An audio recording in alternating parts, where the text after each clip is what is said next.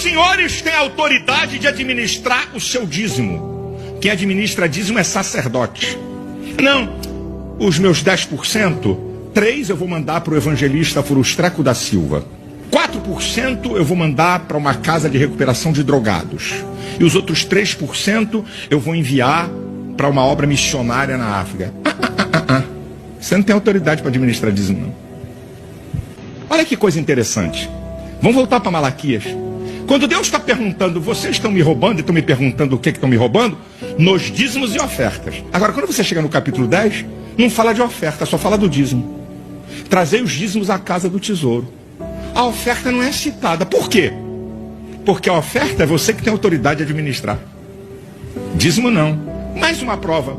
Em 2 Coríntios capítulo 8, a igreja da Macedônia enviou ofertas para os crentes que estavam passando fome na Judéia. Não enviaram o dízimo não, enviaram oferta. Porque a oferta é uma decisão minha, eu posso mandar porque eu quiser.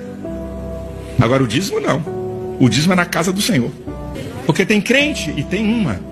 Eu tenho porque eu sei, porque eu já conversei. Crentes milionários que acham, porque administram seus negócios, têm autoridade de administrar o dízimo, que é muito dinheiro para esse pastor administrar. Então, se ele acha que é muito dinheiro para aquele pastor administrar, se muda e vai para uma outra igreja onde tem um pastor competente para administrar o dízimo dele. Eu já disse isso para um, que veio com essa lorota nos meus ouvidos. Só que, meu filho, eu dou na canela. Para o cara acordar. Eu falei, negativo, amigão. Não está falando da competência do pastor? Está falando que o dízimo é entregue na casa do tesouro. É o que está dizendo, meu irmão. Eu estou pregando Bíblia para você. Coisa interessante. Vamos voltar para Malaquias. Quando Deus está perguntando, vocês estão me roubando e estão me perguntando o que estão me roubando? Nos dízimos e ofertas. Agora, quando você chega no capítulo 10, não fala de oferta, só fala do dízimo. Trazei os dízimos à casa do tesouro. A oferta não é citada. Por quê? Porque a oferta é você que tem autoridade de administrar. Dízimo não. Tá vendo? Por que essa construção, Pedrosa? É porque ele está usando Malaquias 3:10. Agora, se ele for para o Novo Testamento, no Novo Testamento não vai dar base nenhuma para ele sustentar a prática do dízimo. Somente desavisados, leigos às Escrituras, vão aceitar esse tipo de argumentação do Velho Testamento em um texto fora de seu contexto, tá entendendo? Que, na realidade, se for começar a ler do capítulo de número 2, ninguém vai querer mais usar Malaquias 13:10. Irmão, eu digo sem medo de errar, se todos os expositores e defensores do dízimo forem começar a usar Malaquias 2 em vez de Malaquias 3, eles param automaticamente de pregar sobre o dízimo em Malaquias. A falácia argumentativa é porque se separa um texto isolado de Malaquias 3 justamente para argumentar dessa forma. Isso só cola na mente do desavisado que não conhece as Escrituras, irmão. Lamentável. Mais uma prova. Em 2 Coríntios capítulo 8, a igreja da Macedônia enviou ofertas para os crentes que estavam passando fome na Judéia. Não enviaram o dízimo não, enviaram oferta, porque a oferta é uma decisão minha, eu posso mandar porque eu quiser. Agora o dízimo não. O dízimo é na casa do Senhor. Pronto, ele está usando agora a 2 Coríntios. Eu vou usar 1 Coríntios porque tudo começa em 1 Coríntios, ok? Mas ele está argumentando em 2 Coríntios 8 e 9. Vamos lá. Eu primeiro vou usar 1 Coríntios 16. Quando começa tudo isso? Entre 1 Coríntios e 2 Coríntios tem um espaço de tempo, ok? Eu gostaria que você ponderasse, guardasse isso aí. Entre 1 Coríntios e 2 Coríntios é um espaço de tempo, ok? 1 Coríntios 16, versículo 1 diz assim, ó: quanto à oferta para o povo de Deus, aqui é quando Paulo começa a trabalhar a assistência dos necessitados daquela grande fome na Judéia, tá certo? Aí ele começa, quanto à oferta para o povo de Deus, fazei vós também da mesma forma como orientei, foi uma orientação de Paulo, ok? As igrejas da onde, Pedrosa? Da Galácia. No primeiro dia da semana, cada um de vós separe o que puder, de acordo com sua renda. Ou seja, aqui Paulo está estabelecendo um sistema de assistência aos necessitados, seguindo alguns princípios. Aqui é o princípio da proporcionalidade.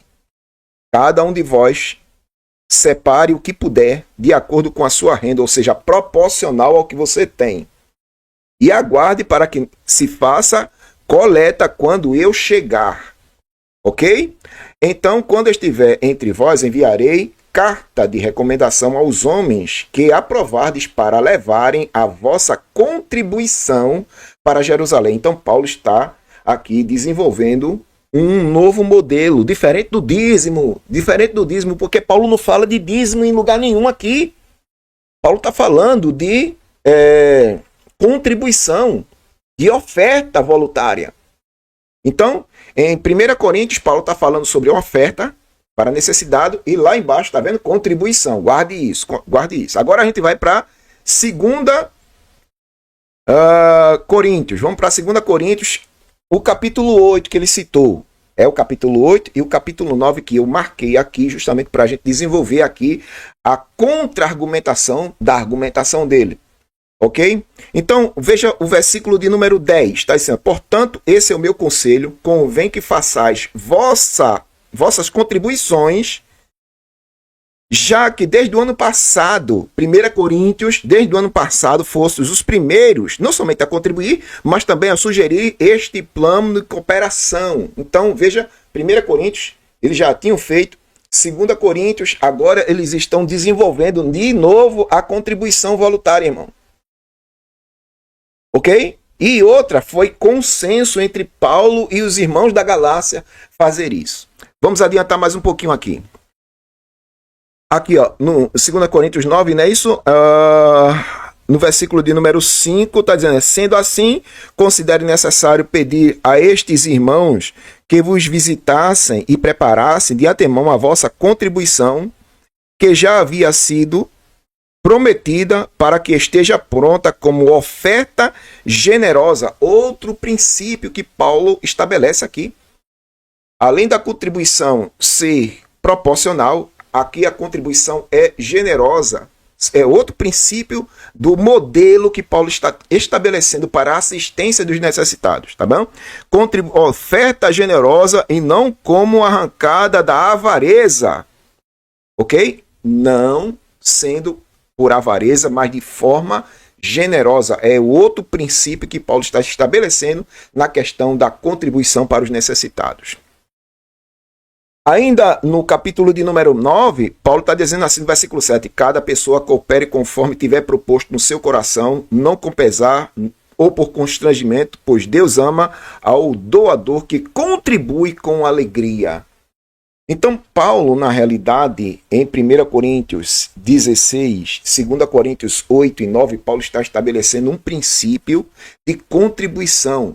Paulo não está falando nada de dízimo. Aliás, Paulo escreveu 13 cartas, nunca falou de dízimo. Nunca falou de dízimo, irmão. Nunca falou. Agora falou sobre contribuição, seguindo 3 princípios.